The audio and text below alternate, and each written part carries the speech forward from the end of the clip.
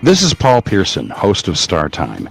And when I'm not helping bad girls set up their websites, I'm listening to Rainier Avenue Radio World. My name is Keith. I'm a barber from Tacoma, Washington. When the pandemic hit, it did affect me as a business owner. I had my own personal reasons why I didn't get vaccinated. But I was talking to a doctor, and he was telling me more about what it could do to protect us and our family. I wanted to get back to that once was, right? I do feel safe knowing that I am vaccinated. I just hope what I'm saying is reaching into people's heads to know that this is the best decision for all of us. To learn more, please visit hereforuswa.org. 1, 2, get down. What's up, big and little homies? This is Masvita Maraire, host of Seattle Sports Weekly on Rainier Avenue Radio World, your one-stop shop for Seattle sports. We cover preps, we cover college, we cover pro, we cover it all. Huskies, Mariners, Seahawks, Garfield, South, Roosevelt, Petro, King County. This is where you want to listen to for all the sports that's happening in Seattle. Seattle Sports Weekly on Rainier Avenue Radio World. See a bad mother. God is Rainier Avenue Radio World, your favorite community radio station. We're putting out all kind of inputs for you in your community. So come on and listen to us and tune us in. Get on our Facebook, Instagram, and all. As we're doing it right here for you in your community with Rainier Avenue Radio World. And God is an inspiration of gospel music. Also, we're doing a lot of different things in your community. We give out free food. We give out a lot of things in the community. We do a lot of shows. We do a lot of things on the sports part, and we want you to come on out and tune us in and come to the community, and we do a lot of things in your community. So make sure you go to our website, Rainier Avenue Radio World, and also go to the God Is website and look us up and see what we do in your community, something maybe you might like. So come on by and check us out from 11 to 2. Free food giveaway. You're listening to Rainier Avenue Radio World. Check us out on social media. Facebook and Instagram, Rainier Avenue Radio World, and on Twitter at Rainier Av Radio.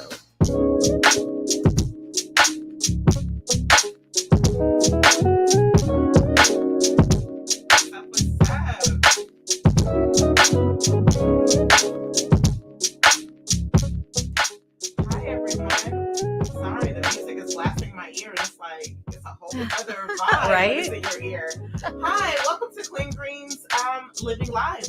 It is your host, Queen Green, and Robyn T, and we are live today in the studio. What's going on, Robyn? Hi, Queen Bree. Hi to all the listeners. Thank you so much for tuning in to Clean Green's Living on Rainier Avenue Radio. We are broadcasting from Seattle, Washington. And we would also like to acknowledge that we are on the traditional land of the first people of Seattle, the Coast Salish people, past and present, and honor with gratitude the land itself and the Duwamish, Suquamish, Nisqually, Snoqualmie, and Muckleshoot tribes. We also acknowledge what happened on this land to impact the lives of the Black community in Seattle due to redlining, the systemic and oppressive mechanism of anti-Black racism enacted by the white leaders, politicians, business people, and others robbed Black families of the opportunity to build and pass down generational wealth. To share your own story of home or land lost in the central area of Seattle, please contact us here at Clean Greens on behalf of the Black Dollar Days Task Force King County Reparations Project. You can go to blackdollardaystaskforce.org or cleangreensfarmmarket.com. You can email us or call us. Thank you.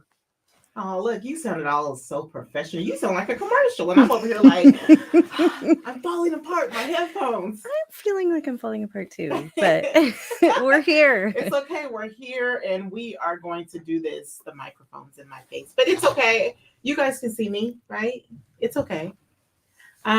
So today, our guest wasn't able to come, so it's just us, but it's good because it gives us time to just like really talk and just hang out. We're in the third week of Black History Month. Black history every day, 365 days. My skin is black all the time. And I have been making it a point to just really, this Black History Month, I'm learning a lot more about Black history I never heard about. I'm thinking more about legacy for me and my children, and what does that look like as an African American, especially with the subjects that we're talking about today. And a couple of weeks ago, we mentioned that we had an event featuring Dr. Phil Armstrong, the executive director of Greenwood Rising in Oklahoma, and it's a Black Wall Street museum. And for those of you who do not know, Black Wall Street was a city in Greenwood, Tulsa, Oklahoma. It was a thriving city. Tulsa, Oklahoma had a thriving city of Black businesses. Like, I can't remember everything, but I think it had like over 600 Black businesses. They had their own school system. They had their own hospital. They had everything, and it was bombed. And we learned a lot when he came in. Like, a lot in the beginning, it was told it was a race riot, but really it was a massacre. And, you know, as he talked, and as we talk about reparations in Seattle, we're just learning a lot about a lot of the cities and the wealth that has been stolen from African Americans by their homes and their businesses. And so we just really want to highlight that today. So, Robyn, what did you? I don't want to monopolize the whole. I know it's Black History Month, so do not be scared to cut me off or talk about your experience with what we're learning, because it's important for us to have these conversations as we move forward with everything we're learning. So what did you learn from Dr. Phil Armstrong? Thank you. You're And welcome. thank you for that. I like that you brought up legacy because this is something as white people we have to think about too. Like, how are we going to, you know, use our time now to change things and help our children change things. So I was at the event and I learned a lot. And also, so we've been doing this show for over a year. And last year we dove in. I remember one day we came in with the same figure person from Black History. Yes. And we didn't even talk about it or plan it. And so last year we were really featuring people, and then we've been diving deeper. So I know you've been Yes. reading a book about Black Wall Street. And I thought, like, okay, we know everything. No, knowing we don't, but like I keep diving deeper and reading more. And there was some facts that we learned at that event that were like mind-blowing. I mean, like, really what happened was they leveled the town, and they did use government support, police support, army support. They used aircrafts to drop bombs. And of course, the insurance company said, you will get nothing. Yes. The worst thing I learned was that they interned all of the Black people from the town. That was mind-blowing to me. Yes, it was like they imprisoned them basically. Yes, for what he said, like 30 days. For 30 days while the white people looted their homes. Yeah, they owned their homes. They took all their belongings, and they never got them back. Like, they were taking china, furs. They were cars, They everything they were owned. taking all of their stuff. Yeah. That I mean, look, we were floored. We were blown away. I feel like I wouldn't mind him coming back and giving the exact same information, because this information needed to be heard. You know, when we think about Black Wall Street, the reason why the insurance company didn't give them their money back, because they labeled it a race war, and so they basically said they brought it on themselves. And a lot of the times when we growing up and listening to people talk, especially people that don't like Black people, they always say, pull yourself up by the bootstraps and work hard and you can get it. But literally back in those days, they worked hard. They had their businesses. There were so many towns, even just talking about Tulsa, Oklahoma, so many towns that had rich Black people with businesses thriving, and they were burnt down or flooded out. But I must keep talking about the Tulsa riot because it's, you said I'm reading this book, and I am. I'm in the middle of the book. I haven't even had the chance to go back to the book, but I can go back to it now because I was reading the book. I am literally like halfway in the book. We talk about trauma in our history. We are still traumatized by this. Yes, we need to know this, but as I was reading the book and I was getting closer to when the bombings were getting ready to happen, like they're preparing, like, I just couldn't read it. I couldn't read it. It was too much to read about all these people that were killed and the town burned out and all their legacy being taken away, all because a race of people couldn't take it. But being at the event, being at the Black Wall Street event, it gave me a peace of mind to be able to read on because it showed the strength in that community. Because he said they were shooting out, bombing the place for about 15 hours. 15 hours. Then they were taken, all the Black people were in that city were taken to, did he say like a dome or something? I forgot what he called it. And they were separated too. They separated the men from the women and yeah. children. So they broke up the families. They could not leave that area. They had to have passes, and their white workers had to come in and claim them so that they can leave and go work. But then they had to go back to the camp. So it was in a prison. They were like in an encampment, like internment camps. Mm-hmm. It was just crazy. So I'm sorry, I just like was blown away. But the resilience in it all, just knowing that even though that happened to them, even though 15 hours of bombing, 30 days of being separated from your family, families losing family members and having to go through all that trauma, they still came back and they rebuilt the city. And so that gave me a peace of mind to finish the book. That also gave me inspiration to know that no matter what you've been through, you can still make it. And that determination, especially as a Black person, because as humans, we already go through so much. Just everyone's having this human experience, and we're already going through so much. I mean, and to go through it as a Black person, and I'm not even trying to be dramatic about it, but it's like, not only am I a Black person, I'm a Black woman. I'm a Black woman. I'm a Black woman that is, I am not making what most white women make. And so just to know that there's a struggle on top of the trauma passed down from generations to my generations. I even found out a week that we were having that my great grandfather, was a part of that. Yeah. And escaped to another town. So it's like that generational trauma that we have to talk about, that is passed on from generation to generation, that we're still working through. But that resilience gave me inspiration. Mm-hmm. So I was so excited about that. And there was a book there. I didn't bring it, but there was a book there that he gave me. So after I finished reading the Black Wall Street book, I'm going to read the book he gave. But then I'm also excited because Rainier Avenue Radio is going to speak more about Black Wall Street this coming week. So the 25th, 26th, and 27th, there's going to be an event featuring Black Wall Street. So I'm so excited to learn so much more about this. The 25th, we'll be kicking it off talking about Black Wall Street and highlighting the Black women of Wall Street. And I love to highlight my women, especially my women of color, because we have been beat down so long. But I do love women.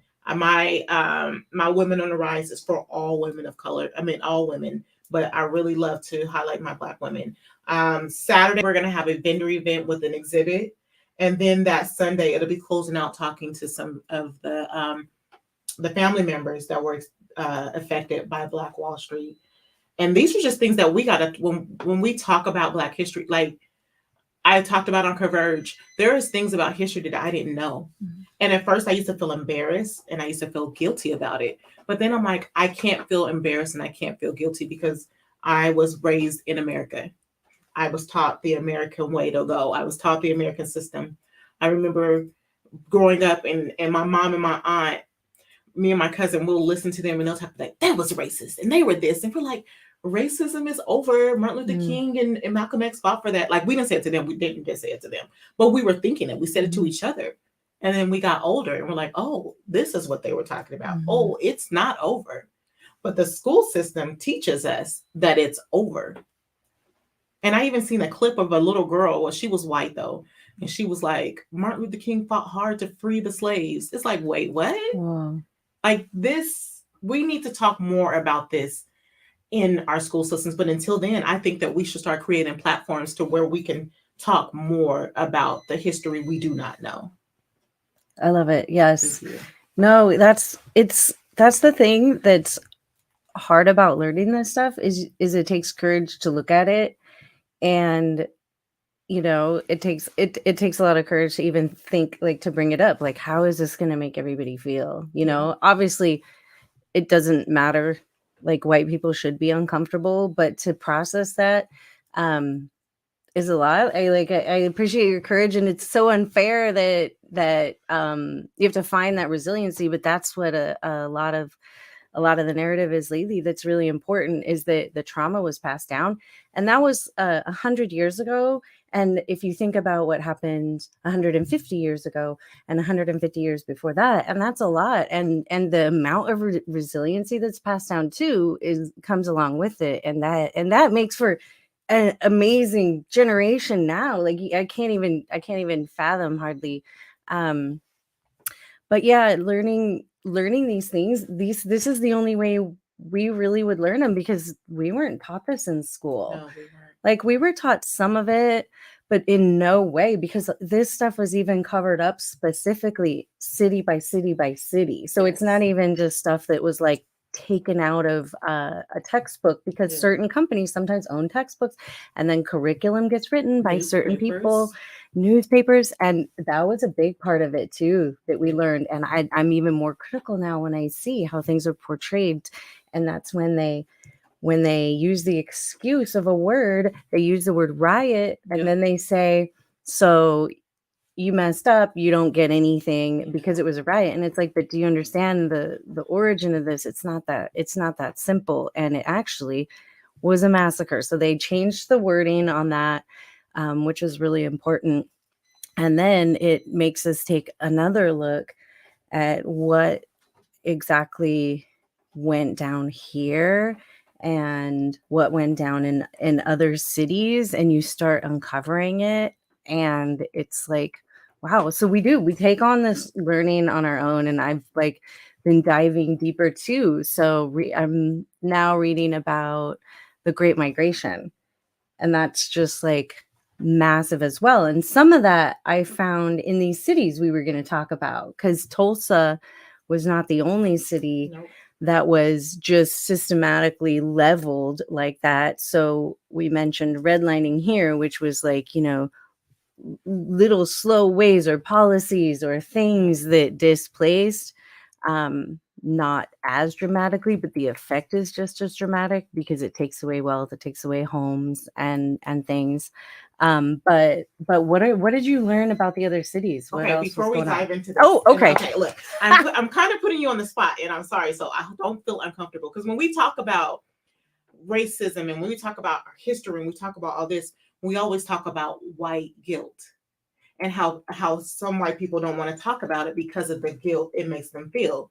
And that's never the intent for anybody. The intent isn't for Black people to feel the trauma. The intent isn't for the white people to feel the guilt, but it happens. And I just wanted to talk to you because we talk all the time. And I say the most craziest things sometimes. I love being Black, honey.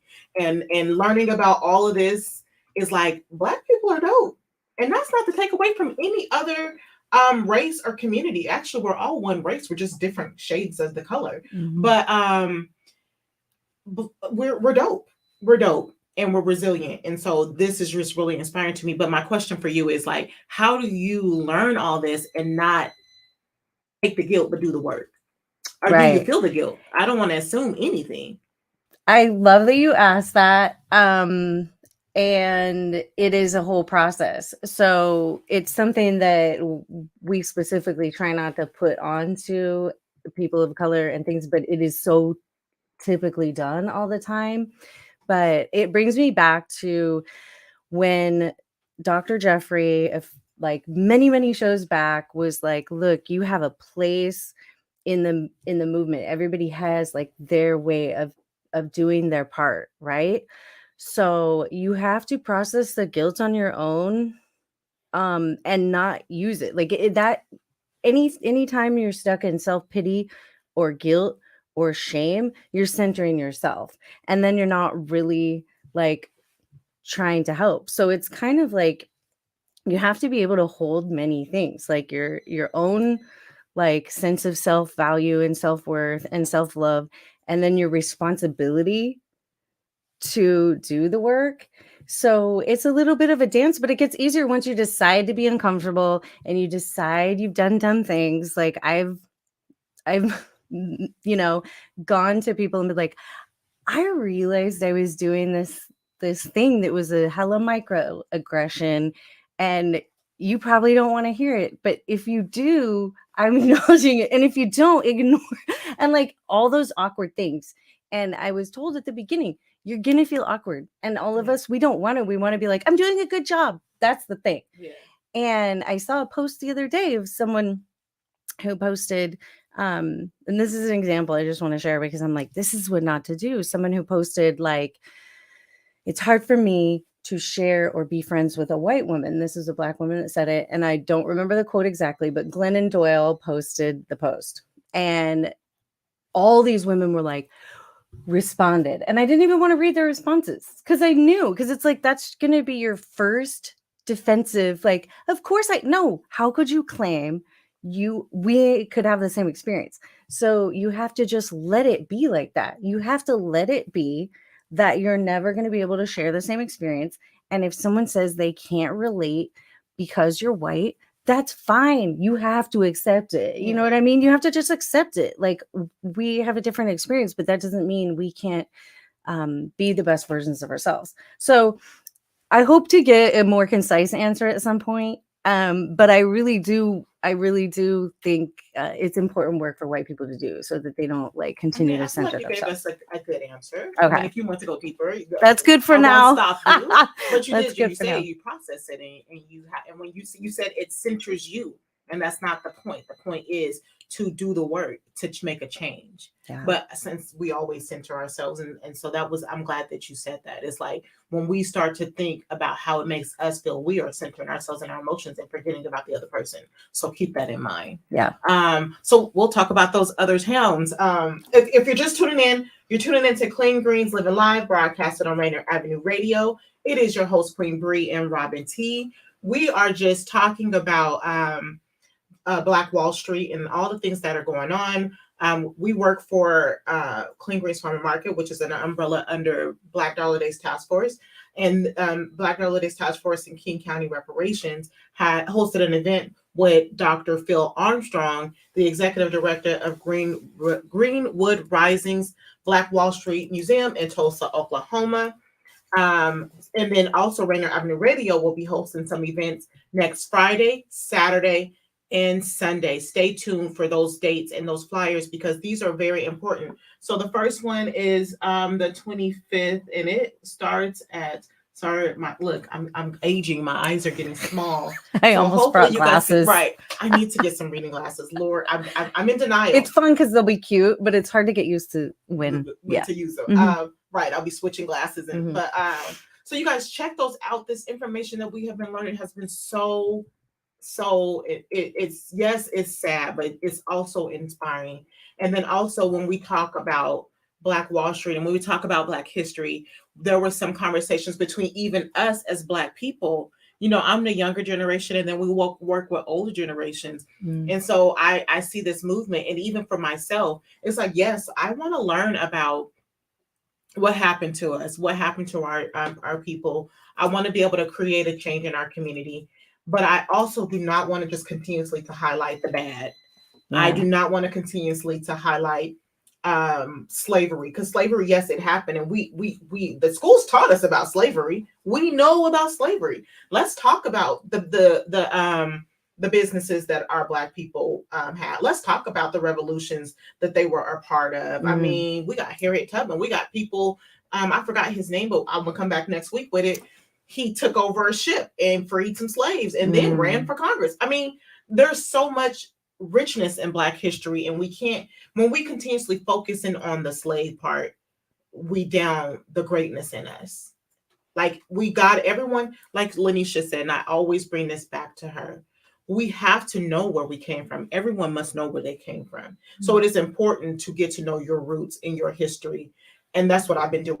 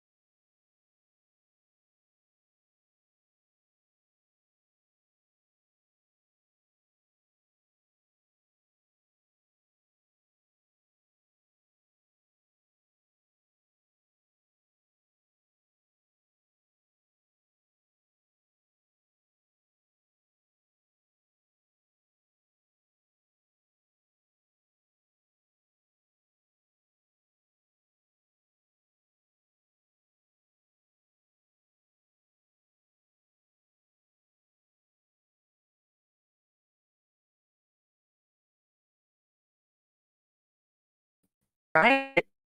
Where no, they're resisting. It's resistance, and that was something that have history museums and even locally in Seattle is like to show like resistance happened from the beginning. Like there was never like a complacency or complicitness. It was always like we're here to we're not down. Okay. All right. Well, Towards time. it's time. I mean, like, it's so funny. We always think we're not going to have enough time. I mean, we got too much time, but we never have enough. Well, thanks for tuning in to Clean Greens Living Live, broadcasted on Avenue Radio. We enjoyed the show. I enjoyed this conversation with you, Robyn. Me too. We'll see you next week.